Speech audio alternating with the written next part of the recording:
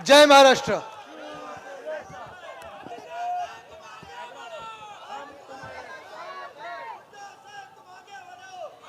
मला माहिती आहे दुपारचं ऊन चढत चाललेलं आहे, तापमान वाढत चाललेलं आहे आणि राजकीय तापमान देखील गरम झालेलं आहे।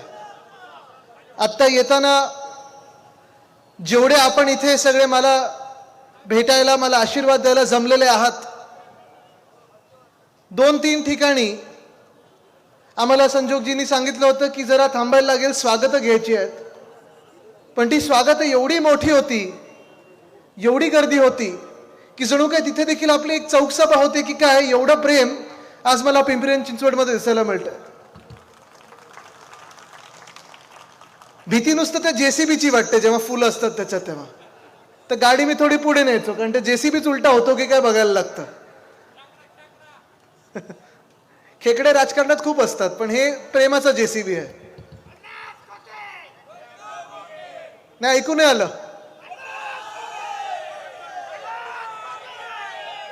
आज आनंद ह्या गोष्टीचा देखील आहे की जेवढे इथे पुरुष दिसत आहेत तेवढे महिला देखील दिसत आहेत मला,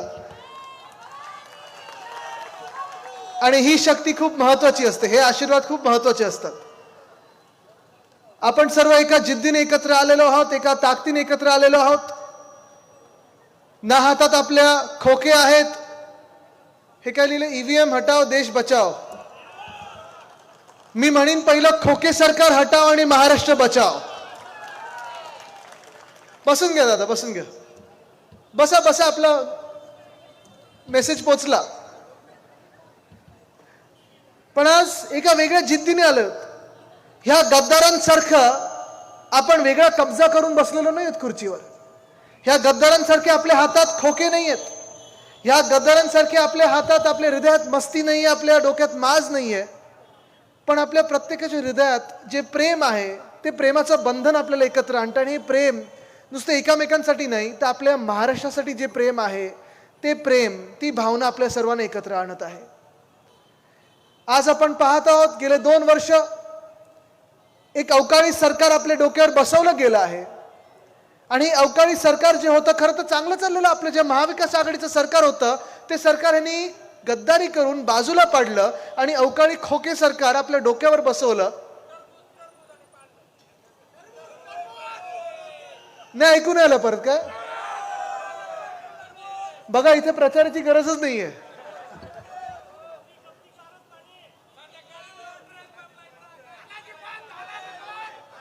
हे ना, पुढचं भाषण आपण दिलं पाहिजे। कपडे काय बदलायचे, हुडी काय घालायचे, तुम्हाला माहिती आहे सगळा काळ कसा होता तो। पण तुम्ही मला सांगा, जे भाजप प्रणित खोके सरकार बसलेलं आहे मिंदेंचं, 2 पक्ष फोडले, एक परिवार फोडला, खोके सरकार डोक्यावर बसवलं, एवढं सगळं केल्यानंतर खुर्च्या त्यांना मिळालेल्या आहेत, पण महाराष्ट्राला काही मिळालंय का? 2 वर्षामध्ये एक नवा उद्योग आपल्या राज्यात आलाय का? नाही आलाय।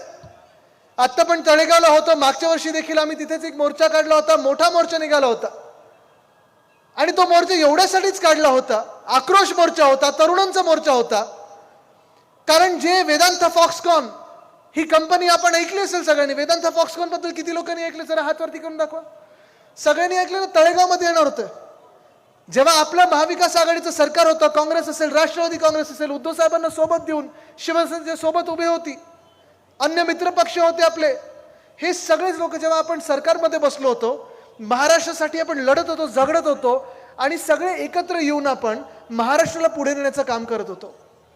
उद्योग क्षेत्रातच बोलायचं तर कोविड काळ सुरू असताना देखील अर्थचक्र देशाचं बंद पडलं होतं, तरी देखील आपल्या महाराष्ट्रामध्ये आपण 2 की 3 मॅग्नेटिक महाराष्ट्र हे समिट घेतले आणि 6.5 लाख कोटीची गुंतवणूक आपल्या राज्यात आणली। लाखो तरुण तरुणींना रोजगार निर्माण होतील अशी आपण पावलं उचलली होती। पण ज्या मिनिटाला सरकार पडलं त्या मिनिटाला सगळे उद्योग एका मागोमाग एक पाठवायला लागले। ते कुठे? बरोबर ना? मला तुम्ही सांगा, वेदांत फॉक्सकॉन पाठवलं कुठे? एअरबस टाटा पाठवलं कुठे? मेडिकल डिव्हाइस पार्क पाठवला कुठे? बल्क ड्रग पार्क पाठवला कुठे? फिल्मफेअर अवॉर्ड पाठवलं कुठे? मग आता वर्ल्ड कपची फायनल पाठवली कुठे? 40 गद्दार पळवले कुठे? कळलं तर सगळं का होतं हे? ह्या चोरानं, अलिबाबा आणि 40 चोरांना जे पळायचं होतं तरी सुरत निवडलं, सुरतेमध्ये जाऊन लपले आणि आता थँक्यू बोलायला त्यांना, त्यांचे आभार मानायला प्रत्येक उद्योग जो आपल्या राज्यात येतोय तो गुजरातला पाठवला जातोय. हे दुर्दैव आहे आपल्या राज्याचं. मला वाटलं होतं की तुम्ही 2 पक्ष फोडले, एवढे हजारो कोटी वापरून ह्या चोरांना विकत घेतला, 40 चोरांना. त्याच्यातले खासदार काही इकडचे एक आहेत, लपत छपत कसे गेले तुम्हाला माहिती आहे सगळे. हे सगळे सुरतेला पळाले, गुवाहाटीला पळाले, गोव्याला पळाले, टेबलावर चढून नाचले देखील, पण त्यांची सुरत आता दाखवण्यासारखी राहिली नाहीये. इथे माथेवर त्यांच्या गद्दारीचा जो शिक्का बसलाय ना, तो जीवनभर त्यांचा शिक्का बसणार आहे. पण आज दुर्दैव हेच आहे की जे मी सांगतो, वेदांता फॉक्सकॉन जो आम्ही मोर्चा काढला होता तळेगावला, तुम्ही विचार करा, एका वेदांता फॉक्सकॉनमुळे आपल्या राज्यात काय काय येऊ शकलं असतं. एका वेदांता फॉक्सकॉनमुळे 2.25 लाख कोटीची गुंतवणूक आपल्या राज्यात येत होती. 2.25 लाख कोटी एवढी गुंतवणूक. 1 लाख मुला मुलींना, तरुण तरुणींना, सुशिक्षित लोकांना जे आज बेरोजगार आहेत त्यांना रोजगार मिळाला असता. पूर्ण आपल्या परिसरामध्ये किती चांगले अजून गोष्टी उभारू शकलो असतो आपण. आणि महत्वाची गोष्ट म्हणजे या 1 लाख लोकांसोबत, म्हणजे तुम्ही विचार करा, वेदांता फॉक्सकॉन हा 1 लाख लोकांना रोजगार देणार होता. वेदांता सोबत 160 छोट्या मोठ्या क्लस्टर इंडस्ट्री येणार होत्या. किती? 160. 50-70 हजार जॉब्स असेच निर्माण झाले असते. कुठे आपल्याला फिरायलाच नसतं लागलं. शिक्षणाचा दर्जा आहे, चला तुम्हाला मिळाला जॉब. तुम्हाला कुठची स्किल आहे, चला मिळाला जॉब. कुठे पुण्याच्या जवळ आहात, मिळाला जॉब. पिंपरी मधले आहात, मिळाला जॉब. पण आज दुर्दैव हे आहे की वेदांता फॉक्सकॉन महाराष्ट्रातून गेल्यानंतर कुठे पाठवलं माहिती तुम्हाला? ढोलेरामध्ये. ढोलेरा नावाचं एक गाव आहे गुजरातमध्ये, तिथे पाठवलं गेलं. त्यांना सांगितलं महाराष्ट्र में मत जाओ, जाओ तो गुजरात में जाओ, ढोलेरा में जाओ. आणि ढोलेरामध्ये गेल्यानंतर त्यांनी जाऊन पाहिलं, तिथे ना वीज आहे, ना पाणी आहे, ना रस्ते, ना काहीच. काय म्हणजे कुठे आपलं तळेगाव आणि कुठे हे ढोलेरा. तुम्ही विचार करा. ढोलेराला गेल्यानंतर मी त्यांना फोन केला. जे उद्योगपती होते ते 2-3 त्यांच्या आजूबाजूचे होते, त्यांना फोन केला. मी बोलो काय हो, तुम्ही कशाला तिथे गेलात? तर सर आपको पता है ना किसने बोला, भाजपने हमें बोला गुजरात में लेके जाओ. ठीक आहे, मग पुढचं काय? जर महाराष्ट्रात तुम्ही असतात तर किती वर्षात तुम्ही तुमच्या उद्योगाला सुरुवात करू शकला असतात? ते बोले आदित्यजी 2 वर्षात आम्ही आमचा उद्योग इथे सुरू केला असता. बोलो ठीक आहे, मग आता गुजरातला गेलात, किती वर्ष तुम्हाला लागतील? ते बोलतात साहेब 7 ते 8 वर्ष कमीत कमी लागतील हा उद्योग इथे सुरू करायला, कारण इथे काहीच नाहीये. सुरू करायचं तर कुठून सुरू करायचं मला कळतच नाही. आम्ही हैराण आहोत कुठून सुरू करायचं. आणि मग 2-3 महिन्यापूर्वी, मला माहिती नाही तुम्ही वाचलं की नाही, पण जसा महाराष्ट्रातून उद्योग हा वेदांता फॉक्सकॉनचा गुजरातला गेला, 2 की 3 महिन्यापूर्वी फॉक्सकॉननी सांगितलं की गुजरातमध्ये आम्ही उद्योग हा सुरू करू शकत नाही, आम्ही या देशात येऊ इच्छित नाही, आम्ही हा उद्योग आमच्या हिंदुस्थानात आणणार नाही. नुकसान कोणाचं झालंय? कोण पडलं? लागलं नाही ना? ठीक आहे, बरेत का? ठीक आहे. नुकसान कोणाचं झालं तुम्ही मला सांगा. नुकसान आपलं झालंय ना? नुकसान महाराष्ट्राचं झालंय. पण अशाच बरोबर देशाचं नुकसान झालं, कारण वेदांता फॉक्सकॉन नुसतं महाराष्ट्राला नाही तर देशभरात 1 लाख रोजगार निर्माण करू शकला असता. आपल्या पिंपरी चिंचवडमध्ये असेल, आपल्या पुण्यात असेल, आपल्या तळेगावात असेल, आपल्या मुंबईत असेल, आपल्या नाशकात असेल, आपल्या नागपूरमध्ये असेल, कोल्हापूरमध्ये असेल, देशभरातून तरुण तरुणी येत असतात. प्रत्येक महिन्यात येतात, कारण त्यांना वाटतं महाराष्ट्रात गेलं तर माझं स्वप्न पूर्ण होईल, महाराष्ट्रात गेलं तर मला रोजगार मिळेल, महाराष्ट्रात गेलं तर मला नोकरी मिळेल. पण आज 1 लाख लोक या रोजगारांपासून वंचित राहिले, दूर राहिले. का? तर वेदांता फॉक्सकॉनला वरतून सांगितलं गेलं, केंद्रातून सांगितलं गेलं महाराष्ट्रात नाही तर गुजरातमध्ये जा. आणि गुजरातमध्ये गेल्यानंतर त्यांनी पाहिलं की इथे उद्योग सुरू होऊ शकत नाही, आम्हाला उद्योग बंद करायला लागेल. आणि आता नुकसान हे देशाचं झालेलं आहे. एअरबस टाटा, जसं आपण हे वेदांता फॉक्सकॉन आपल्या महाराष्ट्रात तळेगावमध्ये आणणार होतो, एअरबस टाटाचा उद्योग आपण नागपूर जवळ मिहान इथे आणणार होतो, विदर्भात आणणार होतो, रोह्यामध्ये बेल्ट्रक पार्क आणणार होतो, छत्रपती संभाजीनगर इथे ऑरिक सिटी आणणार मध्ये आपण मेडिकल डिव्हाइस पार्क आणणार होतो. क्रिकेट फायनल ही वानखेडेतच झाली पाहिजे होती, बरोबर की नाही? वानखेडेत झाली असती तर जिंकलो असतो ना आपण. गुजरातला गेलो आणि जाऊ दे, हे मी बोलत नाही, तुम्ही सगळे समजून घेताय सगळं काय ऐकायचं ते. पण आज दुःख ह्याच गोष्टीचं आहे की आपले घटनाबाह्य मुख्यमंत्री जातात डॅव्हॉसला, मागच्या वर्षी पण गेले होते, जिथे जगातले सगळे उद्योगपती एकत्र येतात, जगातले सगळे देश एकत्र येतात, चर्चा करतात की अर्थचक्र कसं गेलं पाहिजे पुढे, अर्थकारण कसं पुढे गेलं पाहिजे. कृषीवर चर्चा होते, पाण्यावर चर्चा होते, सगळ्यावर चर्चा होते. पण आपले मुख्यमंत्र्यांनी तिथे जाऊन केलं काय त्यांना पण माहिती नाही. त्यांना वाटलं होतं की तिथे जाऊन काहीतरी 2-3 खासदार विकत घेता येतील की काय, 2-3 लोक अजून विकत घेता येतील की काय. तिथे जाऊन त्यांनी असं असं जरा शर्ट बीट असं असं केलं, मग असं केलं. पुढे काय 40 कोटी 40 खोके 28 तासात त्यांनी खर्च केलेत मागच्या वर्षी. किती? 40 कोटी.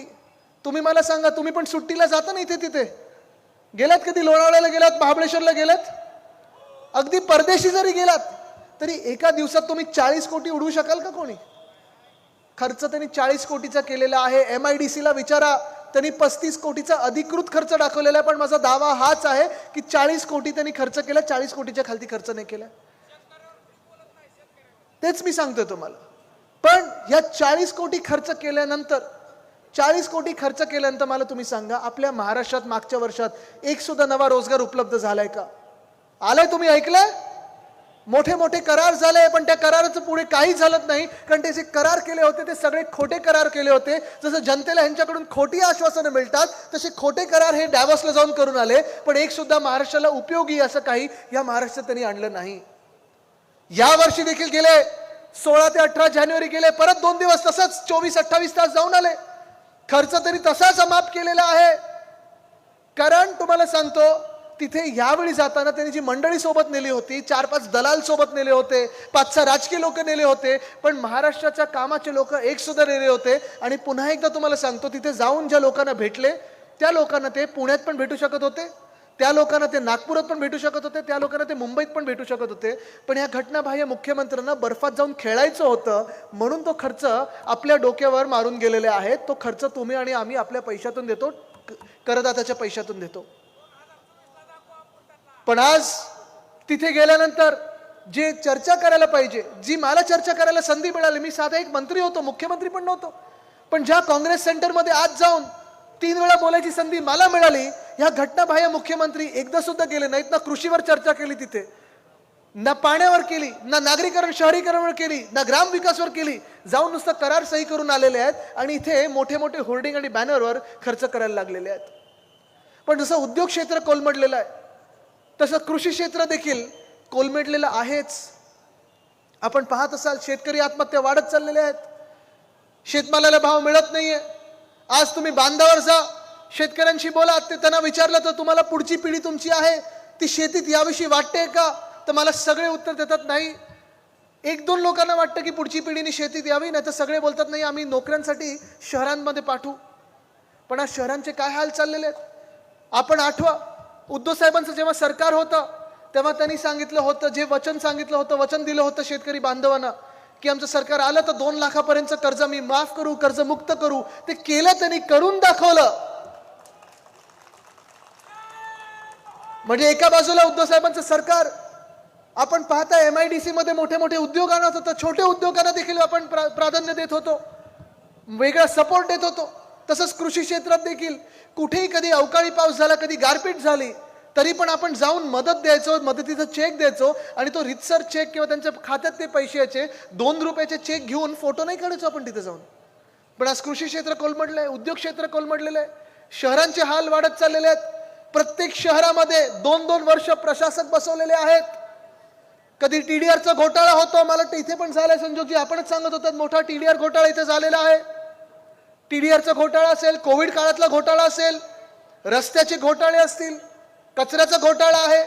प्रत्येक ठिकाणी घोटाळा घोटाळा घोटाळाच होत चाललेला आहे. ह्या प्रशासकांना देखील मी सांगत आहे, लक्षात घ्या, हे वर्ष 2024 हे आमचं वर्ष आहे. आम्ही सरकार बसवत आहोत.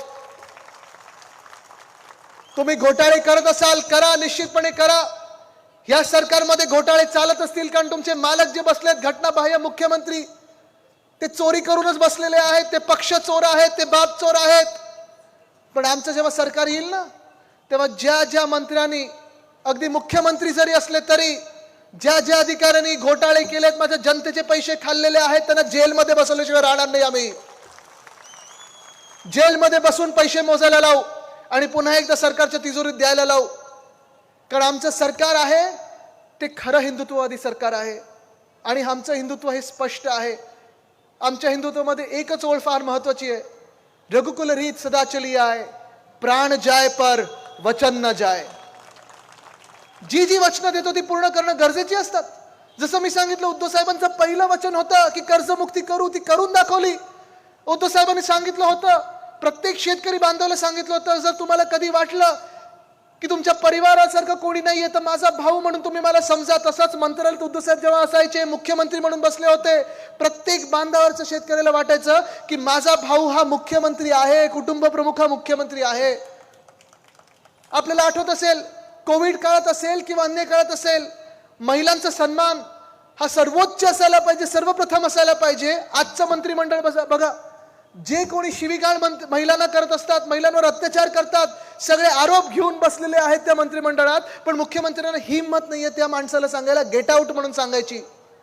आज आपलं राज्य चाललंय कुठे? जसं मी सांगतोय की हे दोन सगळे म्हणजे शेतकरी त्रस्त आहेत, महिला त्रस्त आहेत, महिलांवर अत्याचार वाढत चाललेले आहेत, शेतकऱ्यांच्या आत्महत्या वाढत चाललेल्या आहेत, तरुण फिरतोय सगळीकडे, बेरोजगार म्हणून फिरतोय, सुशिक्षित आहे पण नोकऱ्या हातात नाही आहेत. मग शेवटचा पर्याय आपल्याला राहतो तरी काय? सरकारमध्ये नोकर भरतीचा. मग मोठी मोठी रांगा लागतात. कधी आरोग्य सेवेत भरती असेल, कधी पोलीस भरती असेल, कधी तलाठीची भरती असेल. परवाकडचाच एक घाणेरडा प्रकार जो झालेला आहे, तलाठी भरतीचा जो प्रकार झालेला आहे, मार्क मिळायला पाहिजे होते किती? जास्तीत जास्त 200, मिळालेत किती? 225. म्हणजे प्रकार असाच झाला ना की जे मुख्यमंत्र्यांना एक खातं सांभाळता येत नाही त्यांना मुख्यमंत्री बनवलं आणि मग चालू. हे कसं सरकार चालतंय? आज दुर्दैव हेच आहे की जे बिचारी मुलं आंदोलनाला बसतात परीक्षा एकदा द्यायला, ते सगळं झाल्यानंतर परीक्षा द्यायला मिळतं, त्याच्यात घोटाळा होतो, घपला होतो, पेपर फोडला जातो, पेपर फुटला जातो.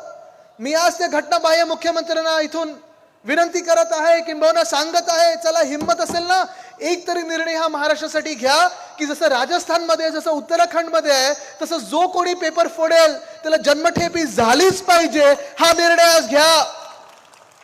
कमीत कमी 10 कोटीचा दंड लावा, फाशी दिली तरी चालेल, पण जो व्यक्ती, जो माणूस माझ्या तरुण तरुणींचे आयुष्य बर्बाद करत आहे त्याला फासावर चढवलं तरी चालेल, पण तो परत सुट्टा कामा नाही. परवाकडेच मी ऐकत होतो की एक व्यक्ती अशी ज्यांनी 3दा पेपर फोडलेले आहेत, 3दा पेपरला बसलेला आहे, कारण अटक होते जामीन होते, अटक होते जामीन होते, परत पेपर फोडतो. जाणार कुठे ही सगळे मुलं? म्हणजे आपण शेतकरी म्हणून आपलं काही चांगलं चाललेलं नाहीये. नोकरी पाहिजे तर आपल्याला प्रायव्हेट सेक्टरमध्ये नोकरी मिळत नाही, नवीन उद्योगधंदा आपल्या राज्यात येत नाही, नोकर भरतीमध्ये सगळं काही आपण उन्हातानात पाहतोय, आपण भूक ताण सगळी विसरून कधी फिजिकल एक्झाम देतो, कधी रिटन एक्झाम देतो. हे सगळं करून जेव्हा तुम्ही अधिकारी बनता, आज दुर्दैव ह्या राज्याचं असं झालेलं आहे की प्रत्येक जिल्ह्यामध्ये, प्रत्येक शहरामध्ये, प्रत्येक गावामध्ये बदली पोस्टिंगसाठी देखील हे गद्दार 40 चोर हे तुम्हाला पैसे मागत आहेत, बोली लावली जात आहे. SP बनायचं, DSP बनायचं, CP बनायचं, MC बनायचं, AMC बनायचं, ह्याला बोली लावली जाते. तुम्ही अधिकाऱ्यांकडून पैसे मागताय, जनतेचे पैसे ओरबाडताय, महाराष्ट्राला लुटताय आणि हे सगळं करून सगळे उद्योगधंदे जे आहेत ते गुजरातला पाठवतात. गुजरातला सगळं जाण्याची माझं दुःख नाहीये. प्रत्येक राज्यात जे काही त्यांच्या हक्काचं ते गेलंच पाहिजे, ही माझी भूमिका असते. आसामला आसामचं मिळालं पाहिजे, मणिपूरला मणिपूरचं मिळालं पाहिजे, केरळात जे येणार आहे ते केरळाला जायला पाहिजे. पण जे माझ्या महाराष्ट्रात 100% येणार होता तो घास आमच्या हातातला खेचून जेव्हा गुजरातला देताना तिथे मला राग येतो. आज जो काही आपण महाराष्ट्र म्हणून अन्याय सहन करत आलेलो आहे, कुठे ना कुठे तो थांबलाच पाहिजे, हा निर्धार आपण आता केला पाहिजे. गेले 2 वर्ष आपण पाहतोय ह्या गद्दार सरकारमध्ये एकतर आपण पाहत आलेला आहात, संविधानाला ह्यांनी बाजूला ठेवलेले, जे डॉक्टर बाबासाहेब आंबेडकरांनी संविधान आपल्याला दिलेलं आहे, आपल्या देशाला लिहून दिलेलं संविधान आहे. आपण सगळे आंबेडकर प्रेमी जनता आहोत ना, संविधान आपण सगळे मानतो ना. मंत्री म्हणून आपण असाल, आमदार म्हणून असाल, आपण संविधानाची शपथ घेतो, तसा हा देश संविधानाप्रमाणे चालतो. पण जे राहुल नार्वेकर अध्यक्ष आहेत ट्रायब्युनल म्हणून, त्यांनी जो निर्णय दिलेला आहे, निकाल दिलेला आहे, तो डॉक्टर आंबेडकरांचा नाही, डॉक्टर बाबासाहेब आंबेडकरांचं संविधान नाही, तर भाजपचं संविधान पाळणारा निकाल आहे. ही धोक्याची घंटा, ही धोक्याची घंटा लक्षात घ्या. आज न्याय जो आम्ही मागत आहोत, महान्याय, महानिष्ठा, निष्ठा ही आपली महाराष्ट्रासाठी, निष्ठा ही देशासाठी, देशाच्या संविधानासाठी, देशाच्या कायद्यासाठी, देश चालवणाऱ्या अधिकाऱ्यांसाठी, देशातल्या लोकांसाठी ही निष्ठा असायला पाहिजे. ही निष्ठा आपल्याला एकत्र आणते. पण न्याय, आपण अन्याय किती सहन करणार आहे? तर न्याय मागण्याची वेळ आलेली आहे. किती अन्याय सहन करायचा आपण? जे काही आपल्या राज्यात चांगलं चाललेलं महाविकास आघाडी म्हणून सुवर्ण काळ आपण जो महाराष्ट्रासाठी आणत होतो, तुम्ही पहा कोविडच्या काळात देखील आपल्या धारावी मॉडेलचं असेल, मुंबई मॉडेलचं असेल, महाराष्ट्र मॉडेलचं असेल, उद्धव साहेबांचं असेल, कौतुक नुसतं राज्यात नाही, नुसतं देशात नाही, तर जगभरात जे होत होतं तसं कौतुक उत्तर प्रदेशचं झालं होतं? नव्हतं झालं. सुरतचं झालं होतं? नव्हतं झालं. अहमदाबादचं झालं होतं? नव्हतं झालं. कारण तिथे आकडे लपवले जात होते. पण आपण पूर्णपणे आपला विश्वास हा डॉक्टरवर ठेवलेला, पोलिसांवर ठेवलेला, नर्सेसवर ठेवलेला, आशा वर्कर्सवर ठेवलेला, अंगणवाडी सेविकांवर ठेवलेला. कारण हा सगळा जो वर्ग आहे तो सगळ्यात महत्त्वाचा घटक आहे आपल्या आता समाजामध्ये. पण दुर्दैव असं आहे की ज्या आत्ता आम्ही तळेगावमधून आलो तिथे देखील जनरल मोटर्सचे कामगार जवळपास 1 वर्ष झालं साखळी उपोषणाला बसलेले आहेत. पण सरकारमधलं कोणी त्यांच्याकडे गेलेलं नाहीये. सरकार नसताना हे सगळे गेले. सांगितलं की बिलकुल आम्ही तुम्हाला अमुक देऊ, तमुक देऊ, 2 दिवसात तुम्हाला ह्याच्यात जॉब्स देऊ. आता हुंडाई मोटर्स बरोबर तिथे करार झालेला आहे. त्या हुंडाई मोटर्समध्ये ह्या जनरल मोटर्सच्या कामगारांना तिथे घेतलं पाहिजे, ही माझी मागणी आहे. तसंच मी पाहत होतो कोल्हापूरमध्ये मला निवेदन मिळालं, अंगणवाडीच्या ज्या सगळ्या आपल्या महिला आहेत त्यांना देखील आश्वासन मिळालं होतं की आम्ही तुमचे सगळं वेतन वाढवून देऊ. आश्वासन मिळालं. 3 महिने झाले, शासन निर्णय नाही निघालाय. आशा वर्कर्स आहेत, त्यांचे देखील प्रश्न आहेत. उद्धव साहेबांनी त्यांना सांगितलेलं आहे, आझाद मैदानला जाऊन सांगितलेलं आहे, आपलं सरकार येणार म्हणजे येणार आणि तुमच्या मागण्या आपण मार्गी लावणार म्हणजे लावणारच. तसंच ओल्ड पेन्शन, जुनी पेन्शन योजना आहे, हा देखील एक मोठा प्रश्न आहे. नागपूरला उद्धव साहेबांनी सांगितलेलं आहे. हे आता फसवी योजना ह्या खोके सरकारने दिलेली आहे. प्रत्येक ठिकाणी फसवतात. दहीहंडी मंडळापासून तुम्ही कोणी असाल, तुम्हाला फसवल्याशिवाय हे राहत नाहीत. असं हे खोके सरकार, मेंदे सरकार आहे. पण उद्धव साहेबांचं जे सरकार पुन्हा एकदा येणार, आपलं सरकार जे पुन्हा एकदा येणार, महाविकास आघाडीचं सरकार जे पुन्हा एकदा येणार आहे, ह्या सगळ्या मान्य जुन्या पेन्शनच्या असतील, आशा वर्करच्या असतील, अंगणवाडी सेविकाच्या असतील, आपण पूर्ण केल्याशिवाय राहणार नाही. आज हे वचन तुम्हाला मी द्यायला आलेलो आहे. कारण जे मी सांगितलं आपलं हिंदुत्व आहे ते सगळ्यांना सोबत घेऊन चालणार आहे. आपलं हिंदुत्व पुन्हा एकदा मी सांगतो, प्राण जाय पर वचन न जाय, हे आपलं हिंदुत्व आहे. स्पष्ट हिंदुत्व आहे. आपल्या हिंदुत्वामध्ये हे जे काही आज चाललं ना की धर्मामध्ये वाद निर्माण करायचे, जातीमध्ये वाद निर्माण करायचे, जिल्ह्यामध्ये वाद निर्माण करायचे, हे असलं आपलं हिंदुत्व नाही, ते भाजपचं आहे. आपलं हिंदुत्व वंदने बाळासाहेब ठाकरेंचं, वंदने हिंदू सम्राट बाळासाहेब ठाकरेंचं हिंदुत्व हेच आहे की तुम्ही कोणी असाल, जातपात धर्म न बघता समाजकारण, समाजसेवा, हे आमचं हिंदुत्व आहे. सगळ्यांना सोबत घेऊन आमचं हिंदुत्व पुढे चालणार आहे ना. त्यावेळी आपल्याला आठवत असेल, आपलं सरकार असताना उस्मानाबादचं नाव आपण धाराशिव केलं, औरंगाबादचं नाव आपण छत्रपती संभाजीनगर केलं. पण दंगली होऊ दिले नाहीत, कारण सगळ्यांना आपण सोबत घेतलं आणि तो निर्णय घेतला. ह्यालाच आपण हिंदुत्व आपण बोलत असतो. आपलं हिंदुत्व हे सगळ्यांना हिंदुत्व पुढे घेऊन चालणार आहे. मग प्रत्येक महिलेचा सन्मान करणारं हिंदुत्व आहे. पण भाजपचं हिंदुत्व बघा कसं आहे. बिल्किस बानोवर जो रेप झाला, त्या रेपिस्टना जन्मठेप झालेली, त्यांना जेलमधून बाहेर काढलं आणि हार घातले गेले, त्यांचं स्वागत केलं गेलं. हे आपलं हिंदुत्व असं नाहीये. जो कोणी रेप करतो त्याला फासावर चढवा. ती महिला भले कोणी कुठच्याही जातीतली असेल, धर्माची असेल, महिलांचा सन्मान झालाच पाहिजे. हे आपलं हिंदुत्व आहे. आज आपण बघतोय की प्रत्येक समाज, एक प्रयत्न राजकारणी लोकांकडून होते की समाजात जास्तीत जास्त विभागणी कशी होईल, विखुरला कसं जाईल. आपला मराठा समाज आहे, तो आंदोलन करतोय आरक्षणासाठी.